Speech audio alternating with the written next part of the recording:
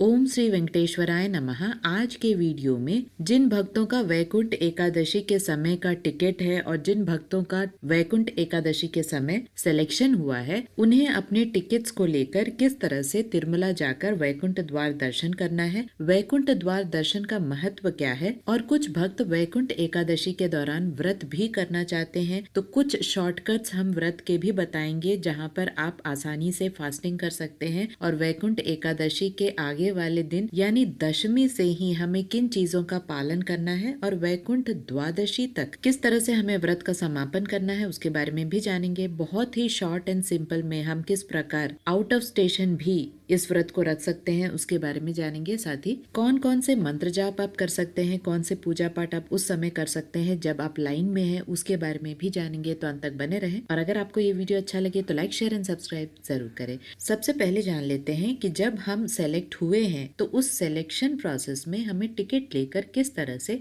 तिरुमला जाना है। सबसे पहले हम तिरुपति पहुंचते हैं और वहां से आपको घाट रोड के मार्ग से तिरुमला जाना होता है। तिरुमला जाने के पहले अलिपिरी चेक पॉइंट होता है, जहाँ पर आपके सामान की चेकिंग होती है, आपकी चेकिंग होती है। तो लगभग 40 to 45 मिनट्स आपका चेकिंग प्रोसेस हो सकता है अगर रश ज्यादा है। तो कुल मिलाकर रिपोर्टिंग टाइम आपका जो भी है उससे 1-2 घंटे पहले ही आपको निकलना है तिरुपति से तिरुमला के लिए, जहाँ पर आसानी से आपको बफर टाइम मिले, आपकी स्कैनिंग प्रोसेस, चेकिंग प्रोसेस सभी कुछ खत्म हो जाए।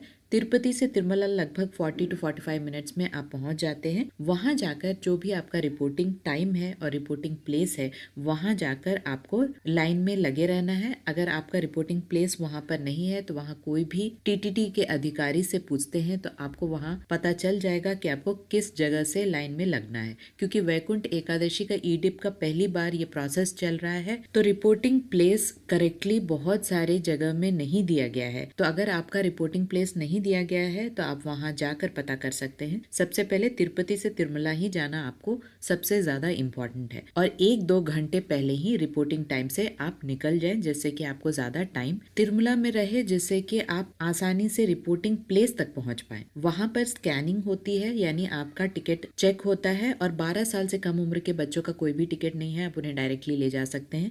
अगर आप चाहें तो दोनों चल के जाने वाले मार्गों से भी जा सकते हैं। अगर आपका रिपोर्टिंग टाइम शाम में है तो सुबह आप चल के जा सकते हैं और उसके बाद भगवान के दर्शन कर सकते हैं। तो चल के जाने में कोई भी रिस्ट्रिक्शन नहीं है अगर आपका टिकट है, यानी दिसंबर 30, 31 और जनवरी 1 का अगर आपका ईडिप का टिकट है तो दोनों चल के जाने वाले मार्गों में आप जा सकते हैं। लेकिन इन तीनों दिन में धर्म दर्शन नहीं है, यानी बिना टिकट कोई भी व्यक्ति 3 दिन यानी दिसंबर 30, 31 और जनवरी 1 को नहीं जा सकता है तिरुपति से तिरुमला। तो इस बात की जानकारी रखें, ना वो चल के जा सकते हैं, ना तिरुपति से तिरुमला घाट रोड के रोड से जा सकते हैं। सिर्फ टिकट होल्डर्स को ही अनुमति है दिसंबर 30, 31 और जनवरी 1 को। और बाकी लोग यानी जिन लोगों को टिकट्स नहीं है वो जनवरी 2 से लेकर जनवरी 8 तारीख तक धर्म दर्शन कर सकते हैं, यानी बिना टिकट के भी दर्शन कर सकते हैं और चल के जा सकते हैं। लेकिन याद रहे, बिना टिकट के वैकुंठ एकादशी के समय यानी जनवरी 2 से लेकर जनवरी 8 तारीख तक अगर आप जाना चाहते हैं तो आपको तैयार रहना होगा रश के लिए। बहुत ज्यादा रश होने वाला है वैकुंठ एकादशी के लिए, क्योंकि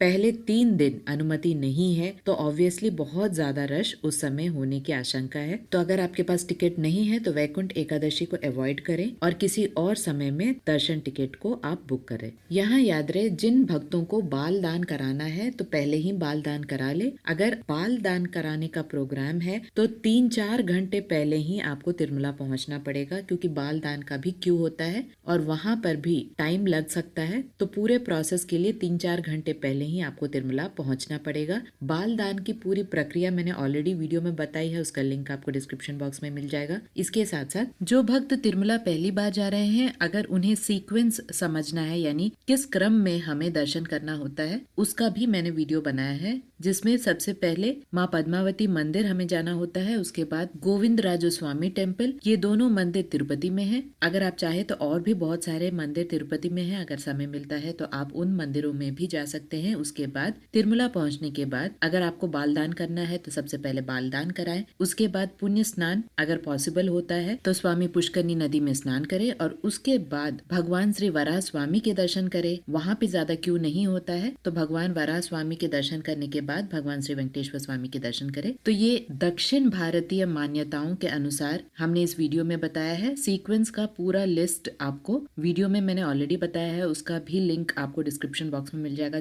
आप चाहें तो उसे एक बार देख सकते हैं। वैकुंठ द्वार दर्शन में आपको वैकुंठ द्वारम, जो कि एक पवित्र द्वार है, वहां से आपको ले जाया जाता है और वहां से आपको दर्शन कराए जाते हैं। बहुत नजदीक से दर्शन नहीं होता है, लेकिन सभी भक्तों को वैकुंठ द्वार से भगवान के दर्शन कराए जाते हैं। यही सबसे ज्यादा इम्पोर्टेंट है और इसीलिए लोग वैकुंठ द्वार से दर्शन करना चाहते हैं, क्योंकि माना जाता है कि वैकुंठ द्वार भगवान विष्णु जी के दिव्य लोक वैकुंठ का प्रतीक है और इस द्वार से दर्शन करना मोक्ष के मार्ग में प्रवेश करने का संकेत माना जाता है। धार्मिक विश्वास के अनुसार वैकुंठ द्वार से भगवान श्री वेंकटेश्वर स्वामी के दर्शन से जन्म जन्मांतर के पापों का नाश हो जाता है और मोक्ष की प्राप्ति होती है। इन 10 दिनों में किसी एक दिन भी अगर आपको दर्शन मिल जाता है तो बहुत ही सौभाग्य की बात मानी जाती है। लोग घंटों वेट करते हैं, बहुत दिनों से टिकट्स के लिए ट्राई करते हैं। इसका मेन रीजन यही है कि बहुत ज्यादा भक्ति और श्रद्धा है और भगवान श्री वेंकटेश्वर स्वामी का दर्शन लोग इस द्वार से करना चाहते हैं। इसका अलग रीजन ये भी है कि बहुत सारी मान्यताओं के अनुसार इसी द्वार से भगवान श्री वेंकटेश्वर स्वामी की सेवा करने के लिए वैकुंठ से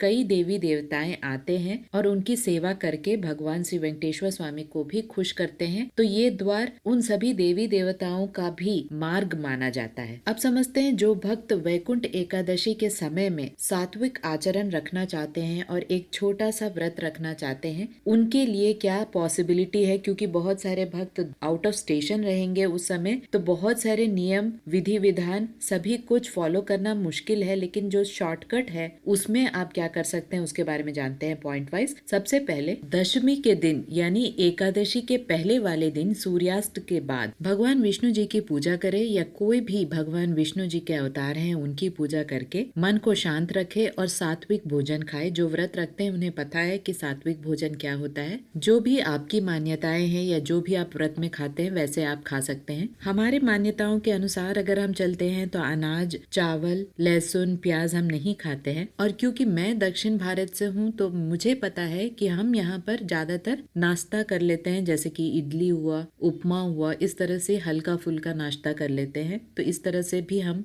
सात्विक व्रत रख सकते हैं या आपकी मर्जी, जो भी आपको अच्छा लगे वैसे आप कर सकते हैं। और अगले दिन यानी एकादशी के दिन सुबह उठकर यानी ब्रह्म मुहूर्त में उठकर अगर पॉसिबल है तो स्नान करने के बाद स्वच्छ वस्त्र पहनकर भगवान श्री वेंकटेश्वर स्वामी या भगवान विष्णु जी या कोई भी भगवान विष्णु जी के अवतारों की पूजा आप कर सकते हैं। यहाँ दक्षिण भारत की बात की जाए तो श्री विष्णु पुराण, श्री विष्णु सहस्त्रनाम यानी 1000 नाम जो भगवान विष्णु जी के हैं उनका पाठ किया जाता है, उनकी स्तुति की जाती है। आपकी मर्जी कोई भी शुभ अंक जैसे 11, 21 टाइम्स इस तरह से, या सरल जाप जैसे गोविंदा गोविंदा या ओम नमो नारायणा, इस तरह के कुछ जाप भी आप कंटिन्यूअसली कर सकते हैं। जब भी आपकी इच्छा हो या मन शांत हो तो आप कंटिन्यूअसली ये जाप कर सकते हैं जब तक आप भगवान श्री वेंकटेश्वर स्वामी के दर्शन ना कर ले। मन को शांत रखें, स्वच्छ रखें। और व्रत के बाकी नियम तो हम सबको मालूम ही है कि नॉनवेज नहीं खाना होता है और हो सके तो ये प्रोसेस दशमी से ही शुरू कर दें। जाप के बाद भगवान श्री वेंकटेश्वर स्वामी के दर्शन होने के बाद एकादशी के दिन ज्यादातर फल और सात्विक भोजन खाते हैं और वो भी एक बार खाते हैं। अगर पॉसिबल है तो आप ऐसा करें,